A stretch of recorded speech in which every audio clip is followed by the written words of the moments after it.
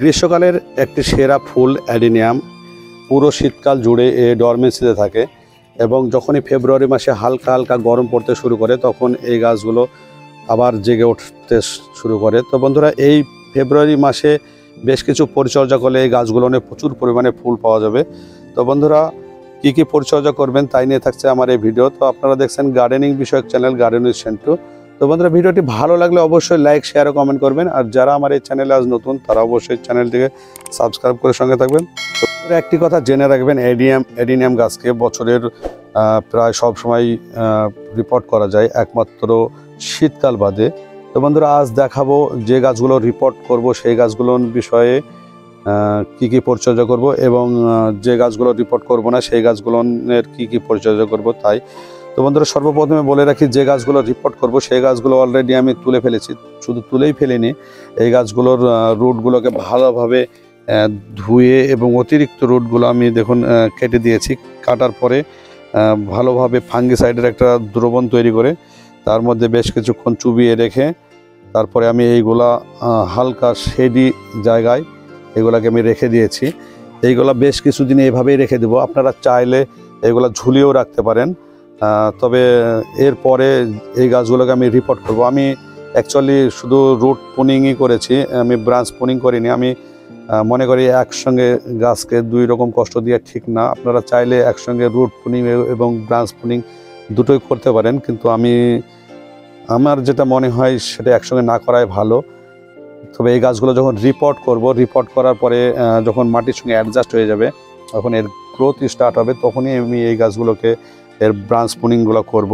তো বন্ধুরা, এই অ্যাডিনিয়াম গাছের জন্য যে আমি সয়েল মিক্সটা তৈরি করেছি সেটাতে দিয়েছি 25% গার্ডেন সয়েল, 25% লাল বালি এবং 25% আপনার ভার্মি কম্পোস্ট বা গোবর সার যাই কিছু দেন না কেন, আর 25% দিয়েছি কোকোপিট, আর সঙ্গে দিয়েছি হাড় গুঁড়ো শিংকুচি।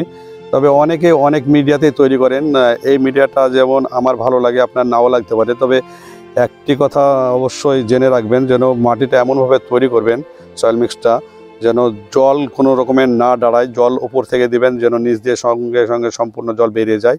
আর জল যদি টবে আটকে যায় কিংবা দাঁড়িয়ে যায় তবে এর রুটের প্রবলেম দেখা যায়, এবং রুট প্রবলেম হলে গাছের গ্রোথ বৃদ্ধিতে তো অবশ্যই বাধা পাবে এবং রুটগুলো পচে যাবে এবং গাছ আস্তে আস্তে নষ্ট হয়ে যাবে। তাই সয়েল মিক্স তৈরি করার সময় অবশ্যই মনে রাখবেন যেন সয়েল মিক্সটা ড্রেনেজ সিস্টেমটা ভালো থাকে এবং সয়েল মিক্সটা খুব ঝুরঝুরে হয় এবং জল যেন না দাঁড়ায়, এইরকম সয়েল মিক্স তৈরি করবেন।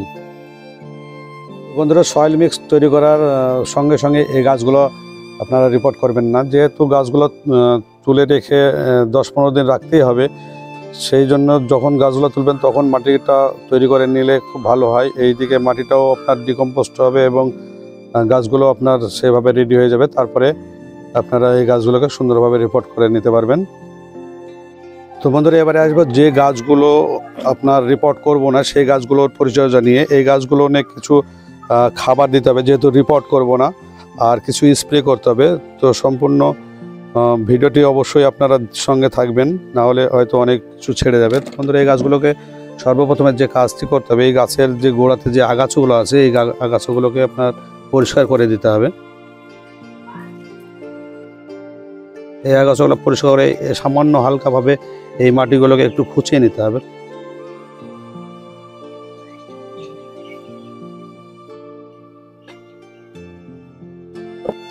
তো বন্ধুরা, দেখুন আমি সমস্ত গাছের গোড়া খুঁচিয়ে দিয়েছি এবং আগাছা পরিষ্কার করে দিয়েছি। তারপরে যে কাজগুলো করতে হবে, এইরকম শুকনো যে পাতাগুলো, এই পাতাগুলো আপনাকে সব পরিষ্কার করে দিতে হবে।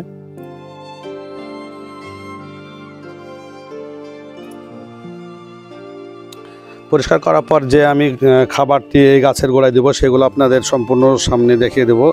তো সর্বপ্রথমে যে খাবারটি দেখাবো সেটা হচ্ছে আপনার হাড়ের গুঁড়ো।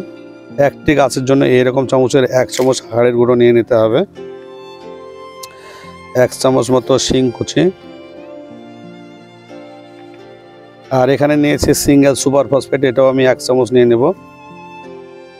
আর সঙ্গে যেটা নেব সেটা হচ্ছে নিমখোল, এটাও 1 চামচ মতো আমি নিয়ে নেব।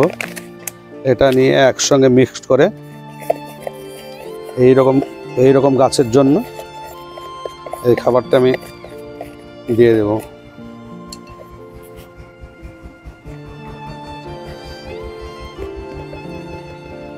তো বন্ধুরা জানেন হাড় গুঁড়ো এবং শিংকুচি এগুলো স্লো রিলিজ ফার্টিলাইজার, এইগুলা সম্পূর্ণ অর্গানিক এবং এটা আস্তে আস্তে আপনার গাছকে পুষ্টির যোগান দেবে এবং গাছে ফুলে ভরে যাবে। তো বন্ধুরা এটা সারটা দেওয়ার পরে অবশ্যই এই গাছগুলো জল দিয়ে দিতে হবে।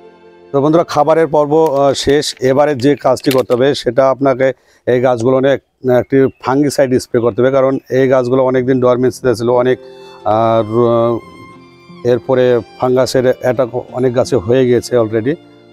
তো পাতাগুলো দেখুন অনেক কালো কালো হয়ে গেছে, এগুলো অলরেডি ঝরে যাবে, তারপরে নতুনভাবে আসবে। তো ফাঙ্গাস যেন আর না লাগে সেই জন্য যে কোনো একটি ফাঙ্গিসাইড আপনি এখানে সাব ব্যবহার করতে পারেন, 2 গ্রাম পার লিটারে করে স্প্রে করবেন। 7 দিন পর পর 3 বার স্প্রে করবেন, তবে দেখবেন এই গাছের পাতাগুলো অনেকটা সুন্দর হয়ে গেছে এবং এই গাছে কুড়ি আসতে শুরু করেছে এবং প্রচুর পরিমাণে ফুল দিতে শুরু করবে। তো বন্ধুরা ভিডিওটি আজ এই পর্যন্তই, ভালো লাগলে অবশ্যই লাইক শেয়ার ও কমেন্ট করবেন। আর যারা আমার এই চ্যানেলে নতুন তারা অবশ্যই চ্যানেলটিকে সাবস্ক্রাইব করে সঙ্গে থাকবেন। পরবর্তী এর আপডেট নিয়ে আবার আপনাদের সামনে আসবো। ততদিন ভালো থাকবেন, সুস্থ থাকবেন, ধন্যবাদ।